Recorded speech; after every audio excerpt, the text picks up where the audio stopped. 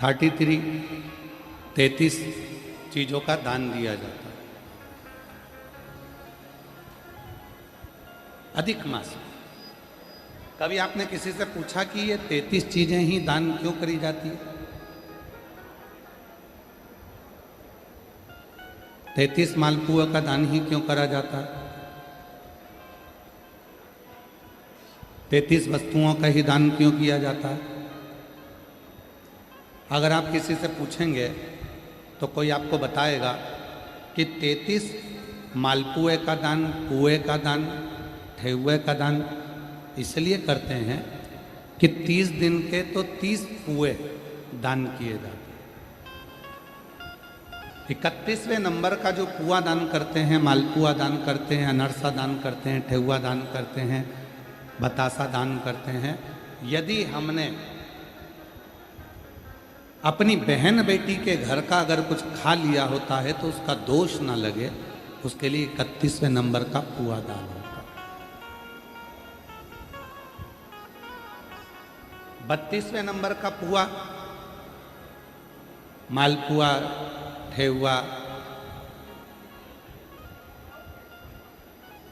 अनरसा, बतासा हम इसलिए दान करते हैं कि हमने अगर किसी के घर का सूतक सावड़ का, किसी के घर बच्चा हुआ, हमको मालूम नहीं था, हमने उसके घर का पानी पी लिया। किसी के यहाँ प्राण छूट गए थे, उसके घर सूतक लगी हुई थी, हमने उसके घर का खा लिया, पानी पी लिया, तो दोष न लगे। ये 32वें नंबर का जो पुआ होता है, ये हमें उस सूतक सावड़ के अन्न का भाग या जल का भाग हमने जो ग्रहण करा होता है उससे मुक्त कर देते। और 33वें नंबर का पुआ हम इसलिए दान करते हैं अधिक मास में। 33 मालपुओं में 30 दिन के तो 30, 31वां बेटी के घर का खाया हो, बहन के घर का खाया हो तो दोष ना लगे। 32वां सूतक और सावड़ का अगर खाया है तो दोष ना लगे। और 33वां पुआ इसलिए दान किया जाता है कि हमने किसी ब्राह्मण के घर का, किसी गुरु के घर का यदि कुछ पाया है तो उसका दोष ना लगे, इसलिए 33 पुओं का और 33 मालपुओं का दान, 33 पुओं का। शिव तत्व कहता है, भगवान शंकर की परम पवित्र कथा कहती है, शिव पुराण कहती है कि भगवान शिव की जो आराधना साधना आप और हम करते हैं, जैसे प्रदोष का दिन आ जाता है, हर महीने की शिवरात्रि आ जाती है, आप लोगों के स्मरण में नहीं रह पाता कि आज प्रदोष है, आप लोगों के स्मरण में नहीं रह पाता कि आज शिवरात्रि है।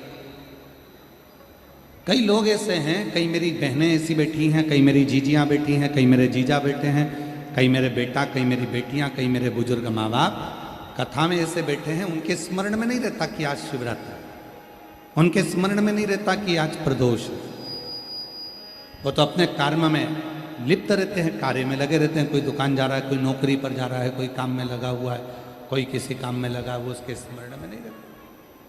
पर अनायास,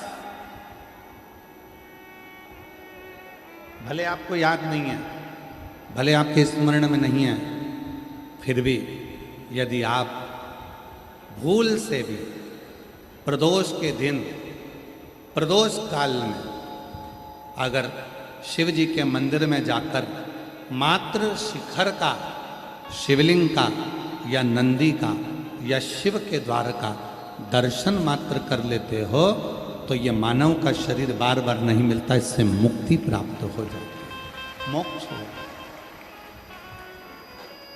पुनरपि जननम पुनरपि मरणम, बार बार जन्म और मृत्यु के प्रपंच से निकलना है तो हमें शिव की शरणागति को ग्रहण करना। शिव